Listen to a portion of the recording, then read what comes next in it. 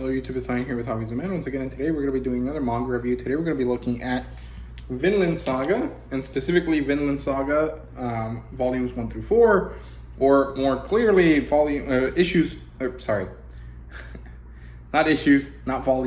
chapters 1 through 54, which is the first major arc of the story, which is the war arc, and also kind of like the prologue saga, basically. It tells the story of young Thorfinn and his life up until basically his adulthood, and it's very, very interesting. Vinland Saga is written by Makoto Yukimura, who also did a space sci-fi manga called Planet Test, and I don't think he's done any other major manga that has been published in English. Technically speaking, there is an extra little manga at the end of these volumes up to the 5th one, which are this Japanese samurai manga, but it's very, very short. I think the last chapter of that manga is in the 5th omnibus, and yeah, it's published by Kodansha, as you guys can see on the spines right there. And the demographic is seinen. The genres are basically just historical fiction and Viking, kind of medieval history type of stuff. And it does have an anime adaptation, and I think recently the second season of it has been announced, which is really cool. And the premise is basically that we are in 11th century England, near the end of the Danelaw, as far as I understand it. And we follow this boy called Thorfinn, son of Thor's, as he grows up. We get to see him as a 17-year-old boy at the beginning of the story, and then we flash back to his youth, and then we catch up to his current timeline and get to see all of his teen years and basically up until he is a grown man, which is pretty cool, actually. I think it's very, very interesting, and the story is phenomenal. It's some of the coolest, best action storytelling I've ever seen. However, the story does change focus from action heavy to more philosophical in the next arc. So if you don't like that, maybe this is the only part of Vinland Saga you might want to read. But I think that the whole story is quite interesting. But I've only read the first third or so of the farmland arc, so I'm not too sure if it gets better. But it is a change in dynamic, and I don't find anything wrong with it. I think it's very interesting. But, you know, other people might not find it as compelling. So, yeah, the plot line here is great. Like I said, it starts with a grown-up Thorfinn, a 17-year-old boy at a Frankish battle. He is helping one group of Frankish people invade the other group of Frankish people. And he is actually under the command of Askeladd, who we later learn is the guy that killed his father, which is pretty interesting. And we get to see the development of his hatred for Askeladd, as well as the situations that lead to Thorfinn being part of Askeladd's band. And we get to see this turning point of his life. And then we shift back to the present day, or the present in terms of Thorfinn's storyline.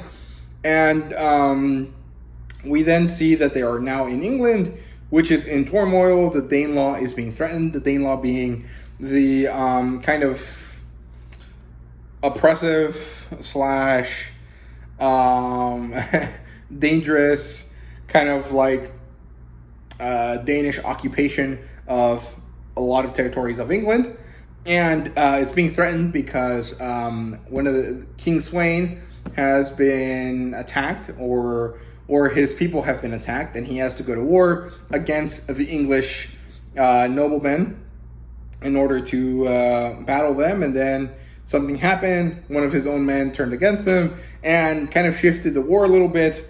And so Danelaw is threatened. And then we get to see that Thorfinn ends up with one of Sweyn's children named Canute, as they basically take over the Danelaw from Sweyn. So it's very, very interesting.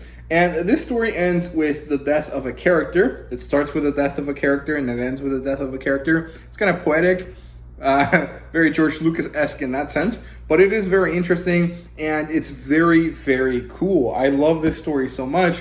The action scenes are super high-octane action. There's a lot of very cool motion. There's a lot of reasons why you might want to do things. There's a lot of philosophical, interesting debates about what it means to be a warrior, what it means to be a man, what it means to be powerful and strong, what it means to love and not to love, and all sorts of things that are very, very cool. In terms of characters, I would say we have 3 or 4 main characters, being Thorfinn, Askeladd, and Canute. And we have a lot of secondary characters that are like very interesting. The most important ones being Thorfinn's father, Leif Erikson, who is the guy that was a really important Icelandic Viking man. I guess he wasn't technically a Viking because he didn't go pillaging, but he was definitely an Icelandic Nordic man. And he was a very important hero in the Icelandic folklore. And he was a part of the of the people that were friends with Thorfinn when he was a child.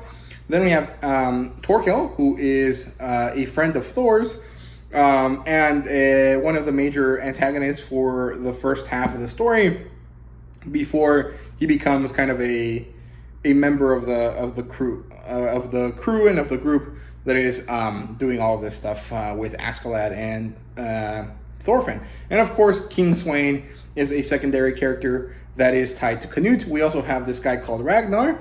Nothing to do with Ragnar the Bold or Ragnar Lothbrok or anything like that. He's just an old guy named Ragnar who happens to be like Canute's advisor. And the characters are really interesting. Thorfinn's huge hate for Askeladd that fuels him so much. Askeladd is such an interesting, very, very dynamic, very cool character. I like him a lot.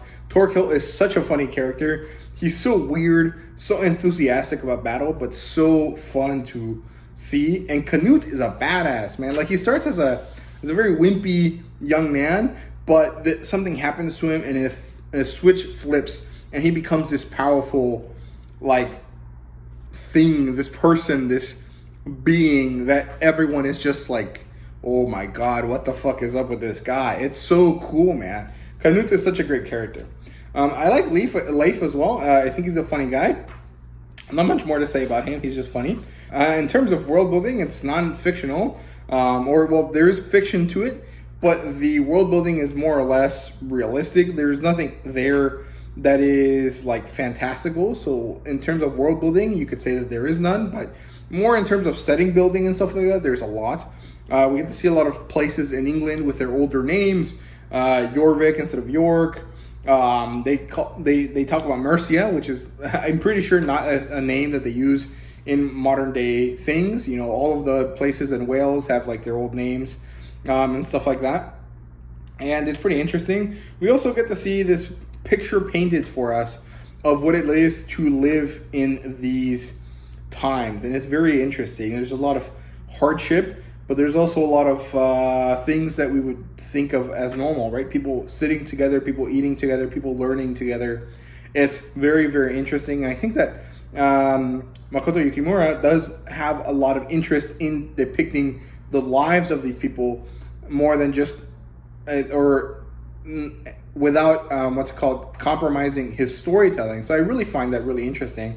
It's very, very cool. It reminds me a lot of Bernard Cornwell. If you guys have read any of his books or seen any of the TV shows based on his books. And in terms of artwork, I think it's amazing. It's so vivid and it's so brutal in terms of the action scenes. There's so much to it. And it's just really, really, really amazing. There's such good imagery here. There's a lot of very great moments, a lot of hyper development of the faces of the characters sometimes to show their killer intent and all this type of powerful imagery, and I love it a lot. I think the art style is really, really great. It encompasses all of the feelings of the story so well. It's very, very well done. In terms of fan service, there's a little bit, but it's very minimal. It's almost not there. This isn't really as gratuitous as other Viking media that you see all over the place. It's not gonna have crazy Viking punishment rituals in the Vikings TV show. It's not gonna have gratuitous sex scenes in The Last Kingdom, and it's not gonna be some weird crap like in Northman. You're not really gonna have too much of that. There's gonna be a lot of concerning like violence, of course, but there is really not going to be too much of the sexual type of stuff, right? So fan service is pretty minimal. In terms of a rating, it's a 5 out of 5. It's amazing. It's so exciting. There's so much happening here. It's so cool, and I can't wait to read more of it. Like I said, though, I think that the first 4 volumes are definitely going to appeal to everyone. And then after that, the point of the story changes. And I think that a lot of people might not find it that interesting. I personally do find it very interesting. So I have a 5 out of 5 for this, and hopefully I'll have a 5 out of 5 for the next arc as well. And yeah, it's so exciting. It's so amazing. It's very, very cool. It's definitely a very powerful action manga for sure. And yeah, I definitely recommend this title if you like anything to do with Vikings. And in terms of similar titles, well, you have Vikings, Vikings Valhalla, Northmen, Barbarians on Netflix, The Last Kingdom. What else? There's like 3 or 4 other shows that are similar to this.